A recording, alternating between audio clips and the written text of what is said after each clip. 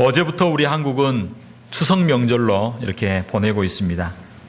흩어진 가족들이 함께 모여서 한 해의 결실을 감사하고 또 함께 즐거워하는 그런 절기입니다. 우리는 미국에서 살고 있기 때문에 추석을 잘 지키지 못하고 있지만, 그러나 오늘 우리는 추석보다도 더 복된 절기를 저와 여러분들이 지키고 있습니다. 그것이 무엇일까요? 그것은 바로 주일이라고 하는 것입니다. 주일은, 주의 날은 주께서 복주마 약속한 날입니다. 그러므로 세상의 그 어떤 절기보다도 정말 영육간의 복을 받는 절기가 바로 귀한 주일인 줄로 믿습니다. 오늘 이 좋은 주일날 서로 한번 인사를 나누도록 하겠습니다. 영혼이 잘 되고 범사가 잘 되고 강건하시기를 원합니다. 네, 다시 한번 서로 영혼이 잘 되고 범사가 잘 되고 강건하시기를 바랍니다. 할렐루야. 저는 우리 교회 성도님들이 잘 되는 것을 보면 너무너무 행복합니다.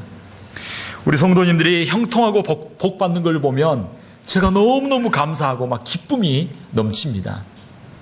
그런데 반대로 우리 성도님들이 힘들고 어려운 일을 만나게 되면 밥맛이 떨어집니다. 성도님들이 힘들고 어려운 일을 만나면 마음이 같이 아프고 가슴이 아픕니다. 우리 성도님들이, 저는 우리 교회에 속한 성도님들이 다 잘 되고 형통하게 되기를 주의 이름으로 축원합니다. 어제도 우리 교우 가운데 한 가정을 방문해서 함께 예배드리고 함께 교제하는 시간을 가졌습니다. 참 집이 높은 데 있어가지고 멀리 산 등성이가 다 보이게 되고, 그 다음에 그 집들에 딱 나가니까 바다가 보이고 뭐 다리도 보이고 그러더라고요. 참 너무나 행복하고 참 감사하는 시간을 가졌습니다. 참 하나님 앞에 감사드리며 축복하는 그런 마음을 가지고 있었는데, 가만히 보니까 내 옆에 저보다 더 행복해하고 더 즐거워하는 분이 계셨습니다. 그분이 누구실까요? 그분은 바로 우리 아버지 하나님이셨습니다. 할렐루야. 우리 하나님 아버지는요, 부모가 자녀가 잘 되기를 바라고 그처럼 소원하듯이 우리 하나님 아버지도 같은 마음으로 자녀들이 잘 되고 형통하고 복된 삶이 되기를 우리 하나님 아버지가 원하십니다. 오늘 보면 11절에 보면 그 하나님 아버지의 마음을 우리가 조금이나마 알 수 있습니다.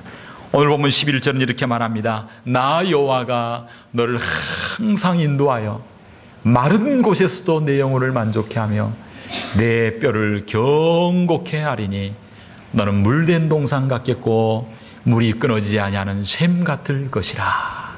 따라합시다. 물된 동산 같겠고, 물된 동산 같겠고 물이 끊어지지 아니하는 샘 같을 것이라 말씀하고 있습니다.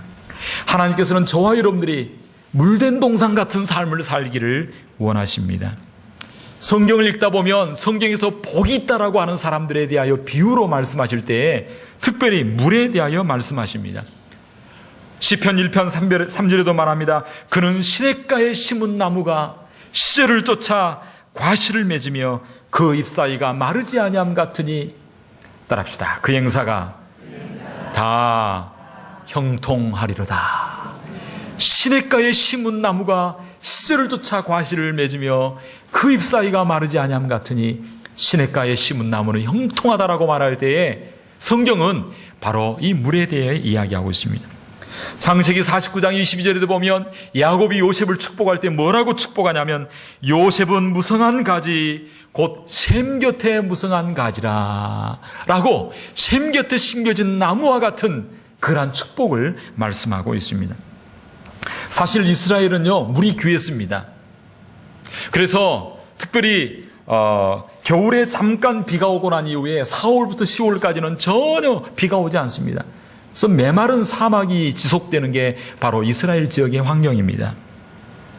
그래서 귀한 축복을 말할 때마다 성경은 뭐를 이야기하냐면 물에 빗대어서 이야기를 하고 있습니다. 물이 있다는 것은요, 거기에 뭐가 있냐면 축복이 있습니다. 물이 있는 곳에 결실이 있습니다. 물이 있는 곳에 열매가 있고, 물이 있는 곳에 추수가 있고, 물이 있는 곳에 부요함이 있습니다. 그래서 이스라엘 백성들이 물, 샘물 그러면요, 이 물이라 그러면 축복이요, 재산이요, 하나님의 은혜요, 무엇보다도 생명과 같은 존재가 바로 물이었습니다. 그런데 오늘 성경에 보면 하나님께서 우리에게 물된 동산 같은 그러한 물된 동산 같은 축복을 주실 뿐만 아니라 더하여서 뭐라고 말하고 있냐면, 따라합시다. 끊어지지 않은. 너는 물된 동산 같겠고 물된 동산인데 비가 오면 마르고 없어지는 것이 아니라 끊어지지 아니하는, 계속해서 공급되어지는, 영원히 없어지지 않는 샘물과 같은 그런 물된 동산, 끊어지지 아니하는 물이 있는 그런 동산 같게 해주겠다, 그렇게 말씀하고 있습니다. 계속적으로 끊어지지 아니하여 영원히 흐르는 그곳 가운데 심겨진 우리 성도님들이 다 되기를 주의 이름으로 축복합니다. 근데 문제는 이러한 놀라운 축복과 이러한 권세가 우리들에게 있음에도 불구하고 그것을 누리지 못하고 살아가는 사람들이 있다는 것입니다. 그것은 가장 불쌍한 것입니다. 모든 좋은 걸 가지고 있음에도 불구하고 그것을 누리고 살아가지 못한다고 하면 그것처럼 안타까운 것이 없는 것입니다. 사랑하는 성도 여러분, 오늘 이 말씀을 통하여 저와 여러분들은 물된 동산 같은 인생, 무엇보다도 하나님의 약속이 나의 축복으로 연결되어지는 삶이 되기를 주의 이름으로 축원합니다. 그렇게 하려면 어떻게 해야 되는가? 무엇보다도 먼저 풍성한 샘의 근원 되신 하나님 앞에 뿌리를 잘 내릴 수 있게 되기를 주의 이름으로 축원합니다. 따라합시다. 하나님께 뿌리를 내립시다. 하나님께 뿌리를 내려야 된다는 것입니다. 오늘 보면 11절은 물이 끊어지지 않은 샘이 누구라고 말하고 있냐면 나 여호와가 그렇게 해주겠다라고 말씀하고 있습니다. 나 여호와가 너를 항상 인도하여 끊어지지 않는 샘같이 우리 인생을 만들어주겠다는 것입니다. 우리가 풍성한 삶을 살기 위해서는 무엇보다도 풍성한 삶을 주실 수 있는 분을 만나야 됩니다. 풍성함의 근원이 누구인가를 알아야 됩니다. 풍성함의 원천이 어디에 있는가를 알아야 됩니다. 그리고 그 풍성한 샘 곁에 우리의 믿음의 뿌리를 잘 내리게 되어질 때에 저와 여러분들은 샘 곁에 심겨진 나무와 같은 푸르름과 열매가 있는 형통한 인생이 될 줄로 믿습니다. 오늘 본문에 나오는 이 샘의 근원, 이 샘의 근원, 샘 같은 분이 누구인가를 말하고 있습니다. 그분은 누구이십니까? 그분은 바로 우리 하나님, 그분이신 줄로 믿습니다. 하나님 한 분만이 바로 우리 복의 근원이시여, 생명의 근원이시여, 축복의 근원이 되신다라고 말씀하고 있습니다. 샘의 근원 되신 하나님께 우리가 어떻게 뿌리를 내릴 수 있을까요? 이 뿌리를 내린다라고 하는 말의 의미가 뭘까요? 어떻게 뿌리를 내릴 수 있을까요? 동일하게 구약 성경 에레미야 17장 7절 8절은 그렇게 말씀하고 있습니다. 뿌리를 내린다는 것은 무엇인가? 오늘 본문은 이야기합니다. 17절, 그러나 무릇 따라합시다. 여호와를 의지하며 여호와를 의뢰하는 사람은 복을 받을 것이라. 그러면서 말합니다. 그는 물가에 심기운 나무가 그 뿌리를 강변에 뻗치고 더위가 올지라도 두려워하지 아니하며 그 잎이 청청하며 가무는 해에도 걱정이 없고 결실이 그치지 아니함 같으리라. 그 강변에 뿌리를 뻗치고 여러 가지 가무는 해에도 기근이 와도 두려워하지 않고 걱정이 없는 인생이 되려면 뿌리를 내리는 인생이 되어야 되는데, 하나님께 뿌리를 내린다는 것은 무엇인가? 그것은 바로 하나님을 따라합시다. 하나님을 의지하고 하나님을 의뢰하는 것이라. 늘 하나님을 의지하고 늘 하나님을 의뢰하며 살아가는 것입니다. 사랑하는 성도 여러분, 저와 여러분들은 하나님의 말씀에 뿔을 내리고 하나님을 의뢰하고 그분의 말씀을 따라 순종하며 살아가는 저와 여러분이 되어야 될 줄로 믿습니다. 우리 하나님께서 오늘 저와 여러분들에게 이러한 놀라운 축복을 주시는데, 너희는 하나님을 의뢰하라, 하나님을 의지하라라고 말하고 있습니다. 다른 말로 하면 하나님의 말씀을 붙들고 그 말씀을 의지하고 살아가려고 말씀하고 있습니다. 신약 성경에 저와 여러분들에게 이러한 물된 동산 같은 놀라운 축복을 주시기로 작정한 통로가 있습니다. 우리가 하나님께 뿌리를 내리기로 원하는데 누구나 다 하나님께 나아갈 수 없습니다. 왜요? 죄가 있기 때문에. 왜요? 우리는 하나님과 관계가 끊어졌기 때문에. 죄는 모든 관계를 파괴합니다. 모든 축복을 막아버립니다. 축복의 통로를 막아버리는 것입니다.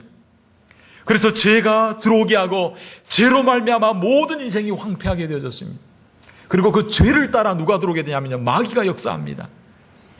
그래서 하나님의 축복을 막아버리고 마는 것입니다.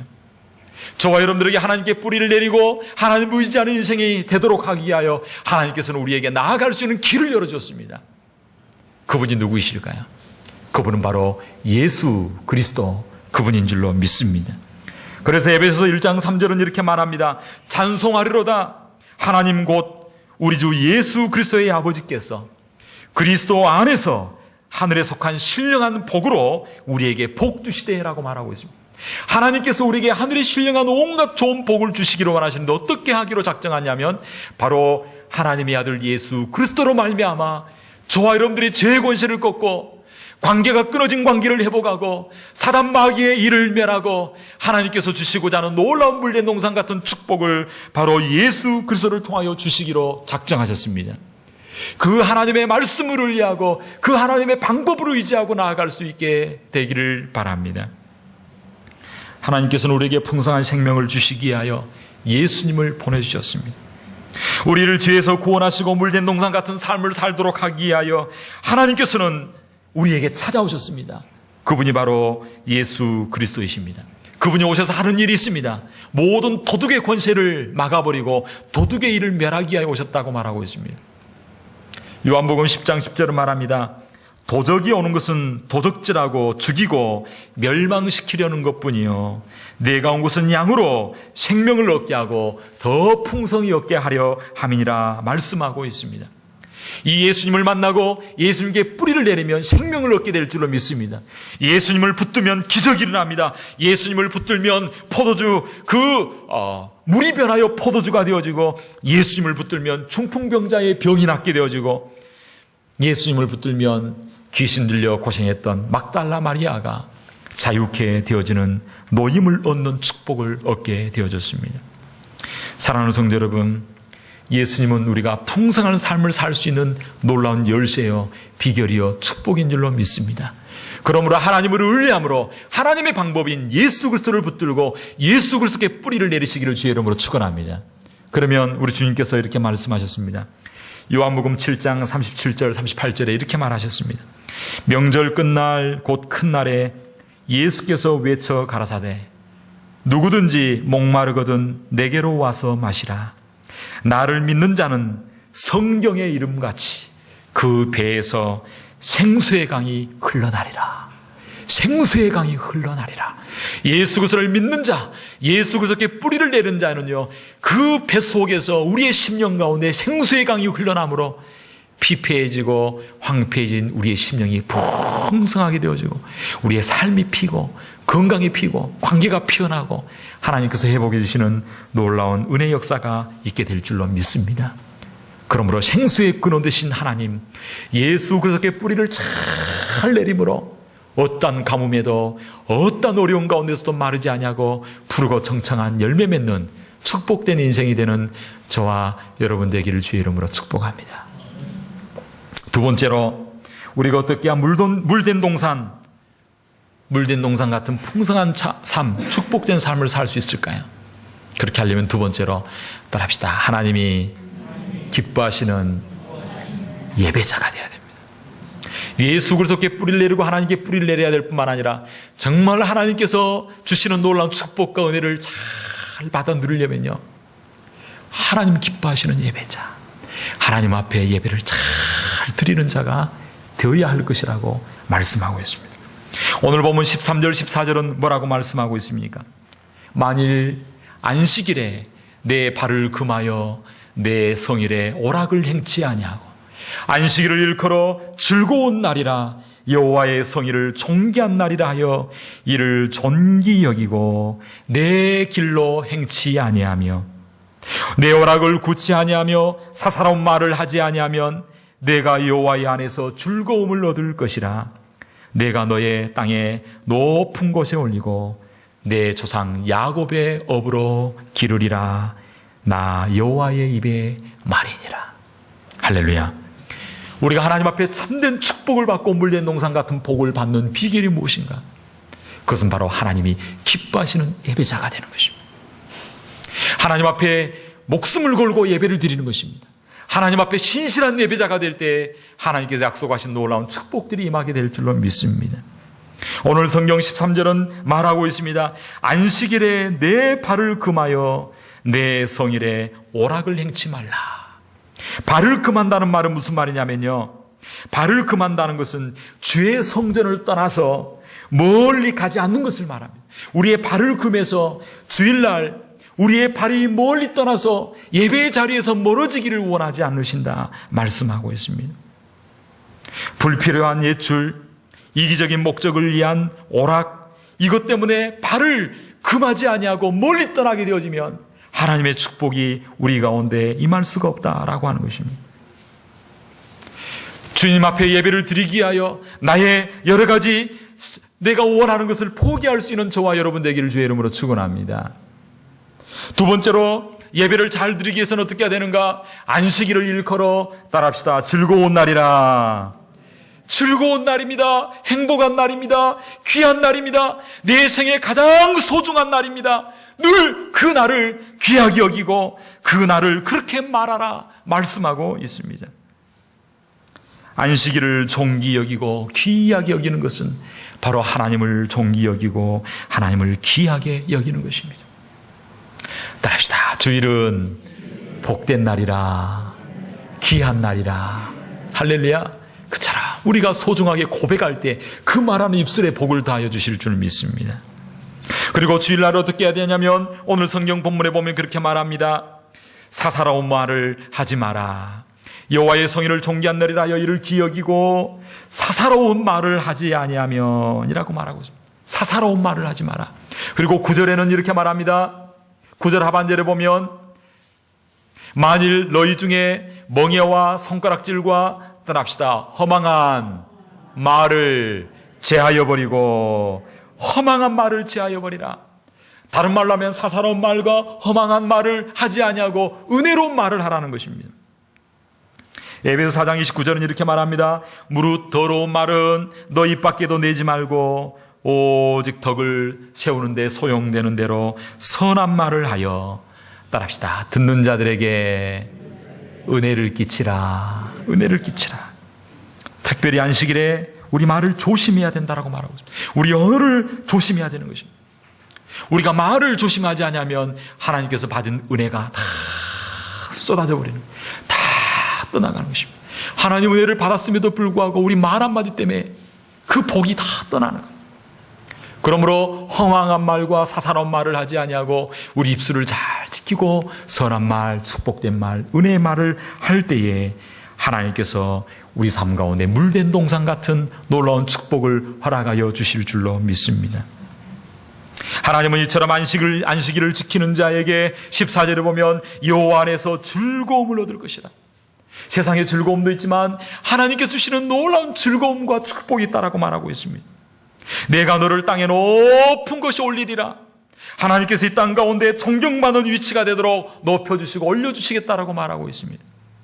14절 하반절에 보면 내가 내 조상 야곱의 업으로 너를 기르리라. 하나님께서 야곱에게 축복한 놀라운 기업과 은혜와 축복을 주시겠다. 약속의 말씀대로 되는 복을 주시겠다라고 말씀하고 있습니다. 안식일을 지키는 자, 주일을 지키는 자, 하나님을 경외하는 자에게는 하나님께서 이처럼 참된 축복과 은혜를 베풀어 주시는 것입니다. 그러므로 사랑하는 성도 여러분, 무엇보다도 이 땅 가운데 하나님 계신 축복과 그 약속을 내 삶 가운데 성취하고 하나님 계신 은혜를 잃어버리지 아니하기 위해서는 예수 그리스도를 믿음으로 그분 앞에 뿌리를 잘 내릴 뿐만 아니라 그것으로 끝나서는 안 되고 늘 주일을 귀중하게 여기고 하나님 계신 안식일, 하나님께서 주신 주일을 잘 지키고 성수할 수 있게 되기를 주의 이름으로 축원합니다. 시편 78편 28절은 이렇게 말하고 있습니다. 하나님께 가까이함이 내게 복이라. 주 여호와를 나의 피난처로 삼아 주의 모든 행사를 전파하리이다. 오늘 주님 앞에 나와 예배드리는 저와 여러분, 우리 하나님께서 복을 이미 주신 줄로 믿습니다. 주님 앞에 나와왔다는 것은요, 하나님께서 은혜를 주셨다는 것입니다. 이것이 바로 참으로 신령한 복이요 축복인 줄 믿습니다. 주님께 가까이 하는 자에게요, 하나님께서는 반드시 은혜와 복을 더하여 주실 줄로 믿습니다. 주님 앞에 나와 예배드리는 것이 만만치 않습니다. 주일날 해야 될 일들이 많고요. 분주한 일들이 얼마나 많은지 알 수 없습니다. 이 1시간 예배 드리기 위하여 이른 새벽부터 먼 곳에서 정말 마음과 몸을 준비하고 나오는 그런 성도님들이 계십니다. 특별히 아주 먼 곳에서 주님 앞에 예배를 드리기 위하여 주일을 성수하기 위하여 나온 우리 사랑하는 귀한 우리 성도님들, 우리 하나님께서 반드시 복을 허락하시고 축복하여 주실 줄 믿습니다. 은혜를 더하여 주실 줄로 믿습니다. 시편 34편 9절 10절은 말하고 있습니다. 너희 성도들아 여호와를 경외하라. 저를 경외하는 자에게는 부족함이 없도다. 젊은 사자는 궁핍하여 줄일지라도 여호와를 찾는 자는 모든 좋은 것에 부족함이 없으리로다. 여호와를 경외하고 여호와를 찾고 주님 앞에 예배드리기 위하여 나온 저와 여러분들에게 부족함이 없도록 하나님께서 은혜와 축복을 베풀어 주실 줄로 믿습니다. 오늘 이러한 은혜가 오늘 예배드리는 우리 성도님들 가운데 임하게 되기를 주의 이름으로 축원합니다. 그러므로 저와 여러분들은 이러한 복을 받을 수 있도록 내 자신이 하나님 앞에 예배드릴 뿐만 아니라 우리 자녀들에게 부지런히 가르쳐야 됩니다. 무엇보다도 예배드리는 것을 소중하게 여기라. 하나님을 경외하고 하나님을 가까이 하라. 늘 권면하고 늘 말씀을 함께 해주심으로 말미암아 우리 자녀들이 이러한 복을 받을 수 있도록 해야 될 줄로 믿습니다. 세 번째로 우리는 어떻게 해야 물된 농산 같은 삶, 풍성한 축복의 삶을 살 수 있을까요? 그렇게 하려면 세 번째로 우리 연약한 이웃을 사랑하고 그들을 위하여 베푸는 자가 되어야 될 줄로 믿습니다. 하나님은 하나님의 축복을 경험하기 위해서는 먼저 다른 사람을 돌아볼 수 있는 자가 되어야 할 것을 성경은 말씀하고 있습니다. 보통 우리가 축복받으면 아유 하나님만 잘 믿으면 되죠. 주일 성수만 잘하면 되죠. 아니요. 성경은 그것으로 끝난다라고 말하고 있지 않습니다. 우리가 하나님을 잘 섬기고 잘 믿는 자는 우리의 삶 가운데 우리의 생활 가운데 그 하나님의 사랑과 은혜가 흘러 넘쳐야 될 것을 말씀하고 있습니다. 대부분 예수 믿는 것으로 끝나고 주일 성수하는 것으로 끝나기 때문에 더 이상 큰 축복을 받을 수 없고 행복과 기쁨이 없는 것입니다. 오늘 성경 6절 7절은 말하고 있습니다. 나의 기뻐하는 금식은 흉악의 결박을 풀어주며 멍에의 줄을 끌어주며 압제당하는 자를 자유케 하며 모든 멍에를 꺾는 것이 아니냐. 또 줄인 자에게 내 식물을 나눠주며 유리하는 빈민을 내 집에 들이며 벗은 자를 보면 입히고 내 권력을 피하여 스스로 숨지 아니하는 것이 아니겠느냐. 10절에서도 말씀하고 있습니다. 줄인 자에게 내 심정을 동하며 괴로워하는 자의 마음을 만족케 하면 내 빛이 흑암 중에서 바라며 내 어둠이 낮과 같이 되리라 말씀하고 있습니다. 사랑하는 성도 여러분, 당시 이 말씀을 받은 시대적 상황은 심히 어려운 시대였습니다. 왜 그러냐면 이스라엘 백성들이 바벨론의 포로가 되어서 이제 예루살렘으로 돌아오게 되었는데 예루살렘으로 돌아왔을 때 산업 하나 있는 게 없었고 전답이 없었고 다 형편이 어렵고 힘들게 살았습니다. 그러나 그럼에도 불구하고 바벨론에서 그래도 사업을 하고 잘 살았던 자들은 예루살렘에 돌아와도 돈이 있는 자가 있었습니다. 그런데 문제는 이 돈이 있는 사람들이 가난한 자들에게 구워줄 때에 높은 이자를 받고 구워줬습니다. 그리고 원금을 내지 못하거나 이자를 갚지 못했을 때에 느헤미야를 보면 그 사람들의 모든 것들을 빼앗아가고 그 자녀들을 노예로 삼아버리는 그런 일들이 일어났습니다. 하나님께서는 너희가 물된 농산 같은 축복을 받기를 원하느냐? 너희가 하나님의 신령한 복을 받기를 원하느냐? 그렇다면 먼저 갇히고 눌리고 압제당하고 그리고 연약한 가운데 있는 자들을 돌아보고 그들을 구제하고 그들을 섬기라 말씀하고 있습니다. 이런 사람에게 하나님께서 물된 동산 같은 축복을 주시겠다 말씀하고 있습니다. 오늘 하나님 말씀 앞에 네 자신을 비춰보시기 바랍니다. 내가 얼마나 주님 앞에 뿌리를 내리고 잘 주님과 함께 동행하는 삶을 살고 있는가.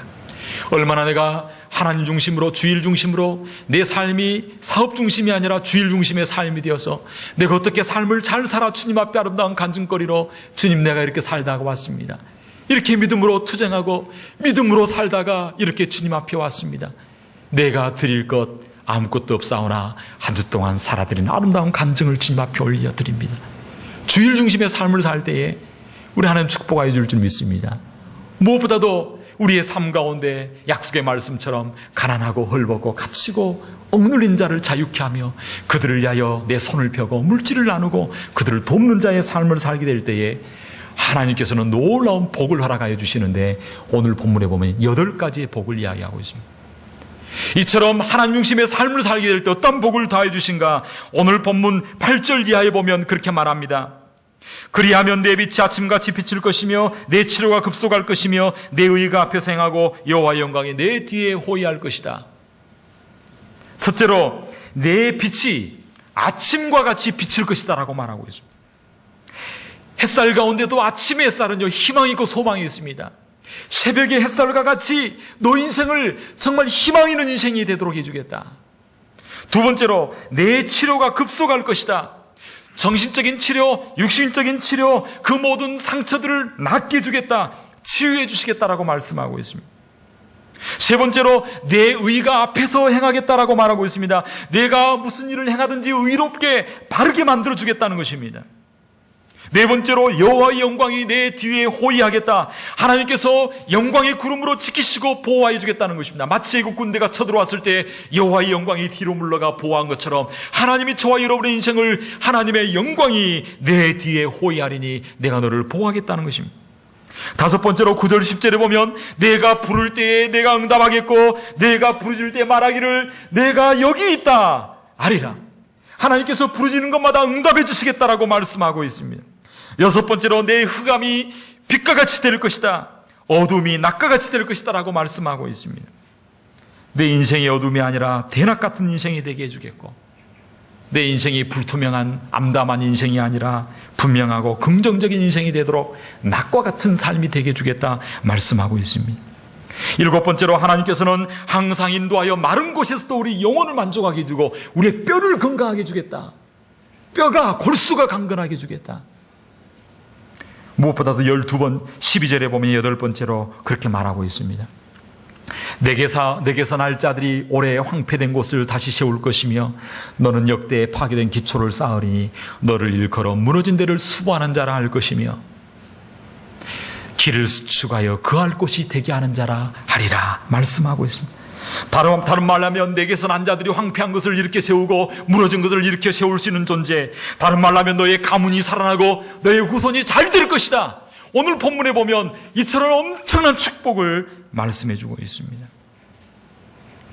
사랑하는 성도 여러분, 오늘 예배드리는 저와 여러분들이 이런 가문을 살리는 자, 여러분을 통하여 자손이 복을 받는 역사가 있게 되기를 주의 이름으로 축복합니다.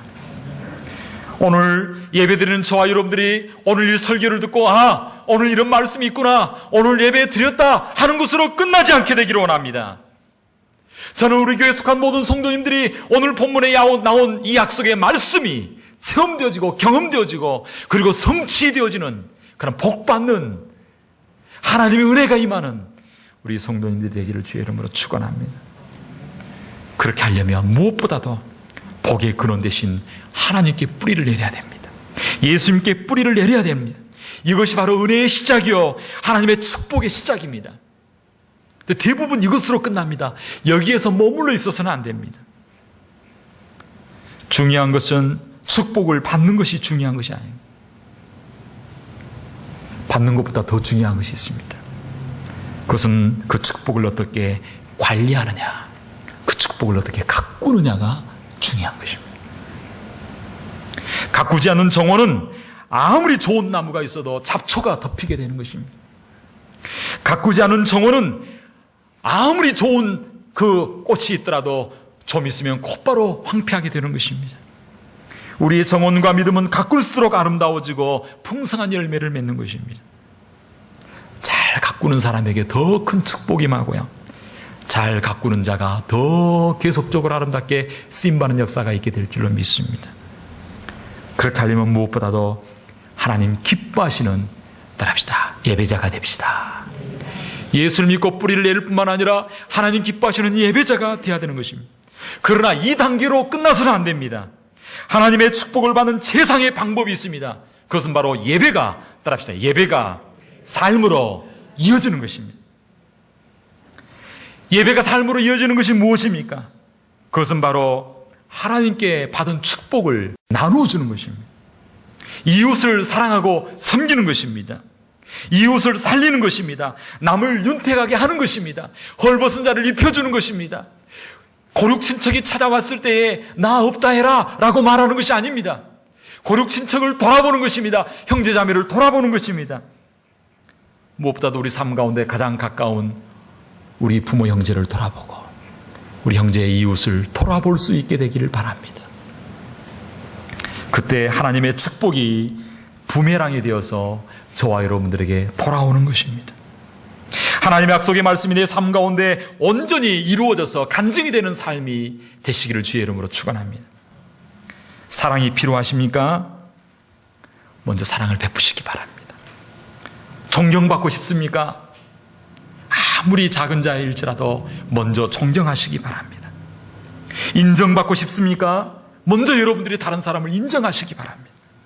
물질이 필요합니까? 가진 것이 없지만 먼저 베푸시기 바랍니다. 병 고침 받기를 원하십니까? 먼저 병으로 고통하는 자들을 위하여 중보기도하며 그들을 위하여 먼저 눈물로 기도해 주시는 자들이 되기를 주의 이름으로 축원합니다. 잠언 11장 25절은 말씀하고 있습니다. 구제를 좋아하는 자는 풍족하여질 것이요 남을 윤택하게 하는 자는 윤택하여지리라. 전도서 11장 1절은 말하고 있습니다. 너는 내 식물을 물 위에 던지라. 여러 날 후에 도로 찾으리라. 그래서 오늘 약속의 말씀처럼 물된 동산 같은 우리 성도님들, 끊어지지 않는 샘물과 같은 그런 복을 받는 우리 성도님들이 다 되기를 주의 이름으로 축복합니다.